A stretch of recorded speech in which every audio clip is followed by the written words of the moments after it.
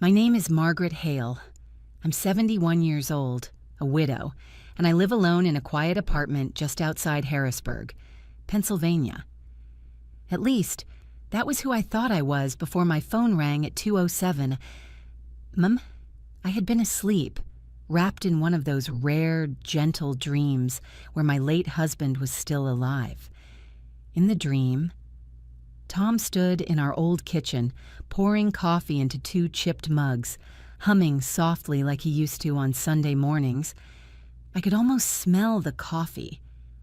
I remember thinking, even in my sleep, how peaceful it felt. Then the phone buzzed, not loudly, just enough to pull me out of the dream and into the dark. The glow from the screen cut through the room, cold and sharp. I didn't need to put on my glasses to know what that hour meant. No one calls after midnight unless something is wrong. I reached for the phone and squinted at the name. Daniel, my son. I answered before it could ring again.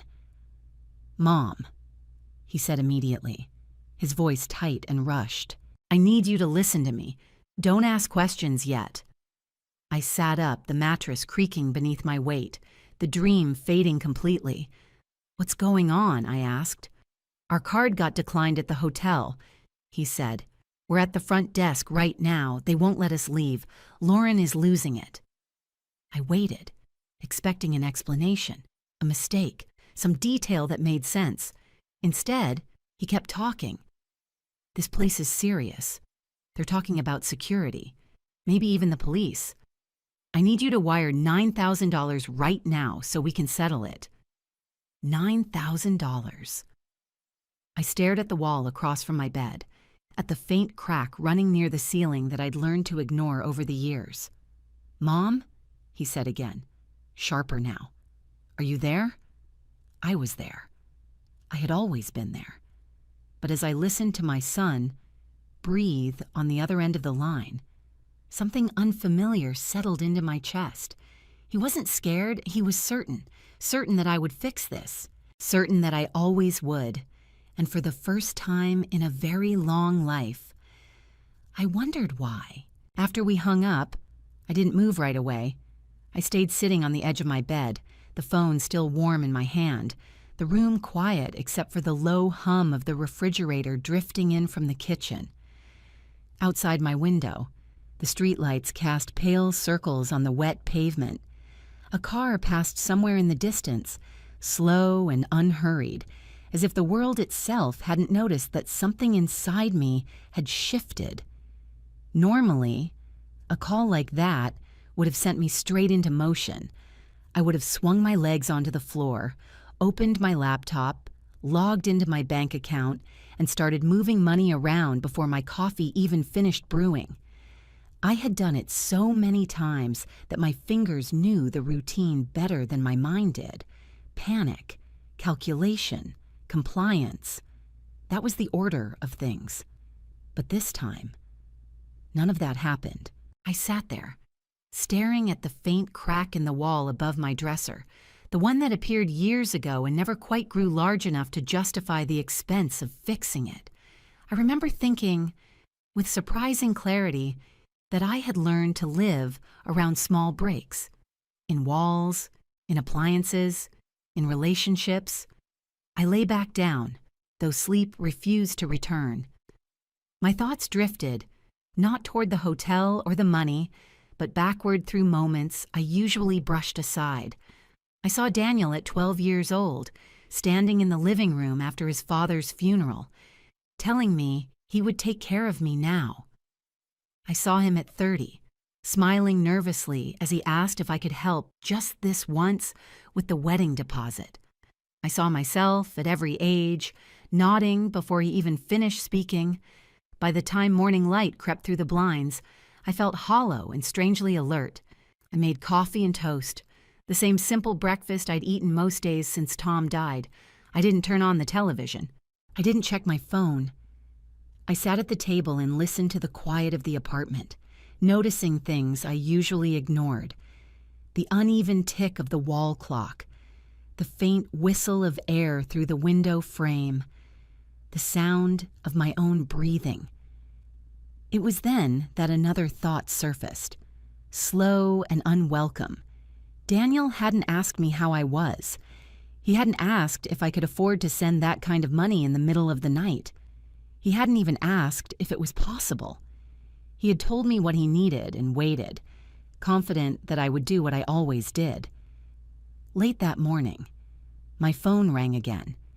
This time, it wasn't Daniel. It was a man from the hotel's management office.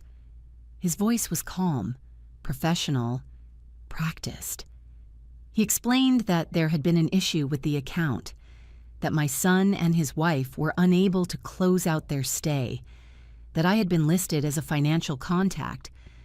I thanked him for calling and told him I understood the situation. There was a pause on the line, the kind that usually precedes a request. "I won't be sending the money," I said. The words sounded steady, even to my own ears. The man cleared his throat, surprised but polite, and said he would note it in their system. When the call ended, I set the phone down on the table and waited for the wave of guilt I had come to expect. It didn't come. Instead, there was a quiet, unsettling sense of balance, like standing still after stepping off a moving walkway. I realized that for the first time in years, I hadn't acted out of fear. I hadn't rushed to prevent consequences that didn't belong to me. That realization stayed with me for the rest of the day. It followed me as I washed my mug and set it in the drying rack, as I made my bed and smoothed the worn blanket with my hands, as I stood at the window and watched my neighbor walk her dog, unaware that anything unusual had happened. By evening, the silence in my apartment felt heavier, but also clearer. I knew calls would come. Accusations would follow. This was only the beginning. Still, as I turned off the lights and prepared for another restless night, one thought settled firmly in my mind, refusing to be ignored. I had finally stopped reacting, and whatever came next would have to meet me there. I didn't know yet what that choice would cost me or what it might give back. I only knew that something fundamental had shifted inside me and that I could not pretend otherwise anymore. The night had drawn a line, and I was standing on the other side, awake and unwilling to cross back. The next morning, I woke with a dull pressure behind my eyes, the kind that comes from thinking too much and sleeping too little. For a moment, lying there in the half-light, I wondered if I should pretend none of it had happened.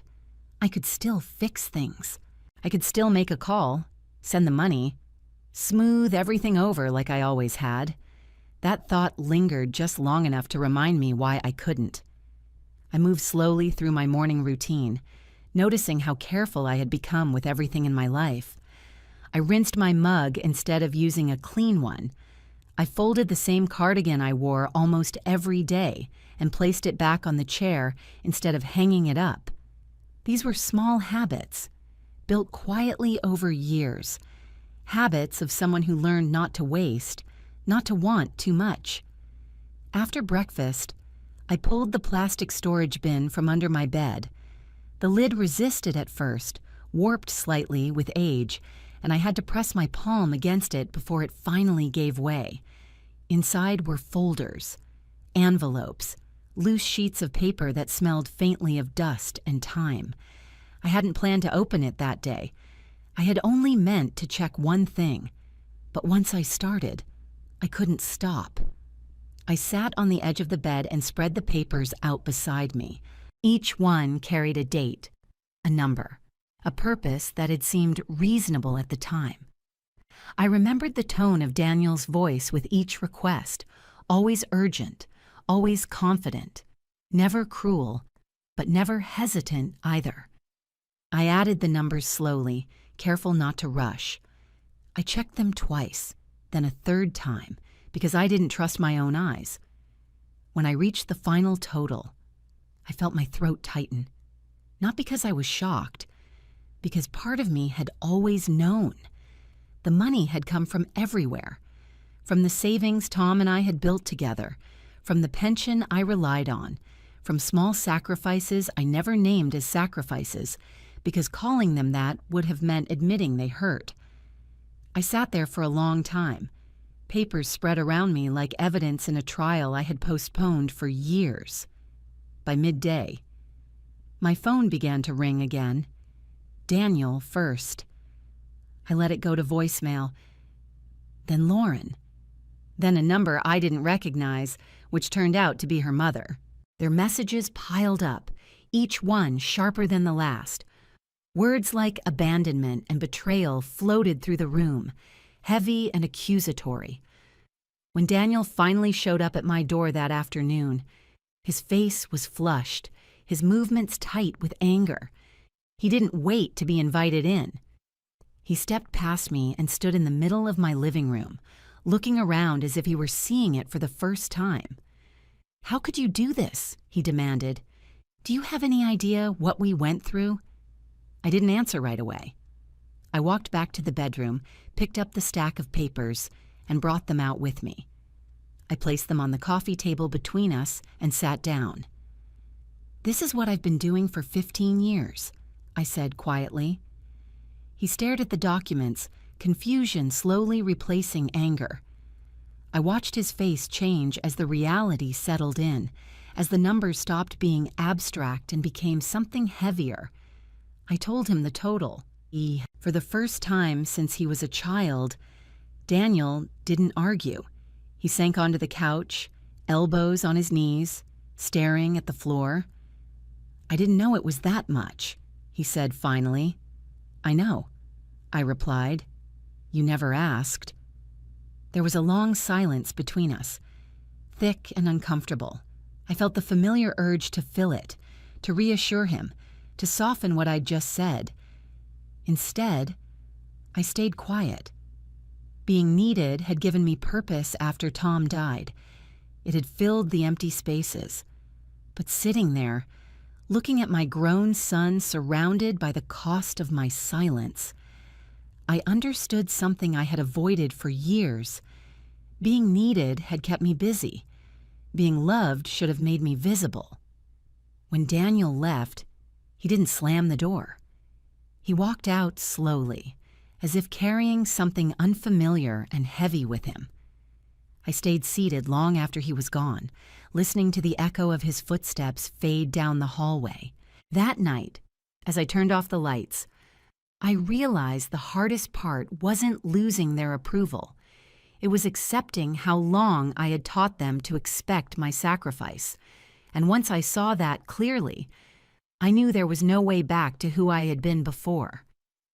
The morning after Daniel left my apartment, I woke up with the strange feeling that something irreversible had already happened. It wasn't panic. It wasn't relief either. It was closer to the quiet awareness you get after making a decision you can't take back, even if you wanted to. I lay still for a while, listening to the building wake up around me, the distant sound of someone starting a car, the muted voices drifting through the thin walls. When I finally got out of bed, I moved slowly, deliberately. I brewed coffee and watched the steam curl upward, remembering how often I had rushed through mornings like this before, my thoughts already tangled in other people's problems.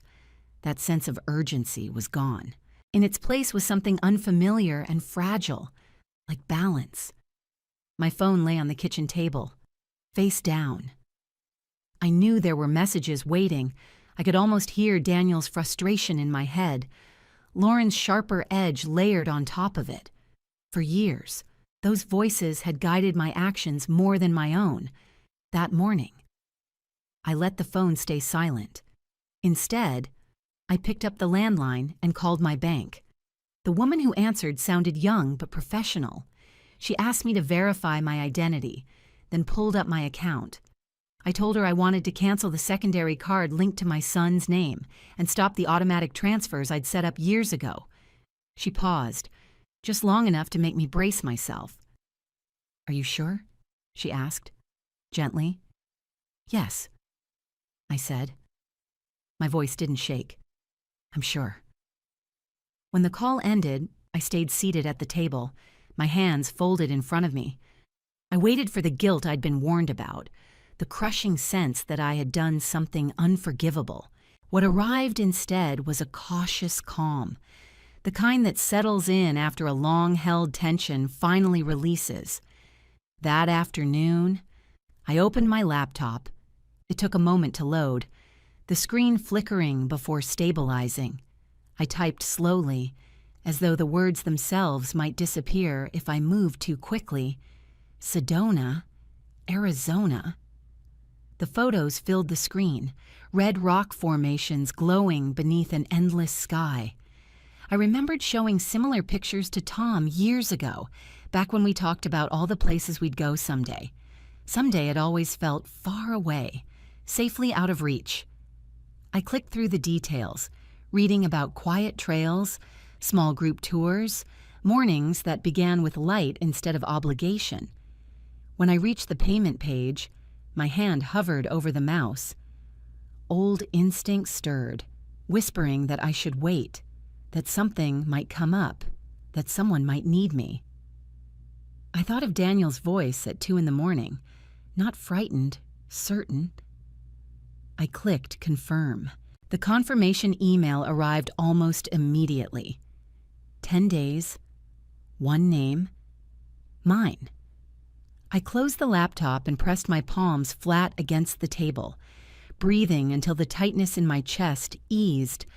For the first time in years, I had spent money without asking myself who else might need it more. The days that followed were uneasy. Calls came and went. Lauren's voice was sharp when I answered, framing her anger as disappointment. Her mother was colder, her words carefully chosen to imply duty and failure. I listened without defending myself and ended each call before it could spiral into familiar territory. Then Emily called. My granddaughter's voice was hesitant, softer than usual. She didn't accuse me of anything. She asked how I was holding up. When I told her the truth, she cried quietly on the other end of the line. She said she hadn't realized how much I'd given, how little space I'd left for myself. Her call stayed with me long after we hung up. It felt like proof that setting boundaries didn't mean erasing love. It meant changing its shape. Daniel didn't call for several days. When he finally did, his voice sounded tired, stripped of its usual confidence. He told me they'd sat down and looked at their finances honestly for the first time. He admitted it scared him. I didn't know how much we depended on you, he said. I listened. I didn't offer solutions. I didn't soften the truth.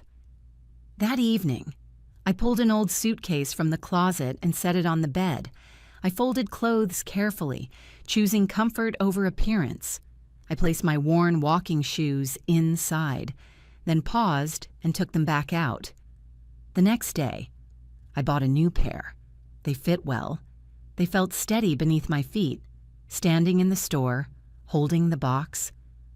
I felt a small, unexpected surge of pride.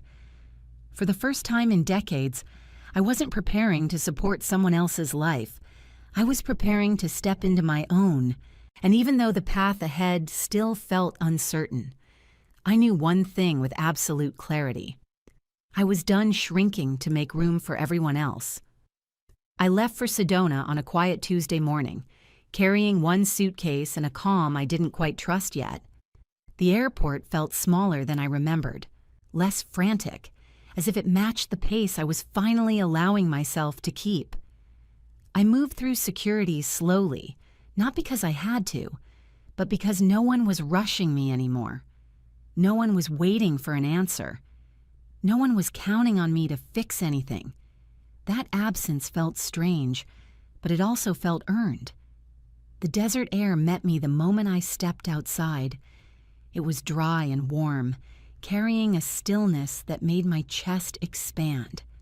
Each morning, I woke before sunrise and sat by the window, watching the red rocks shift color as the light crept across them.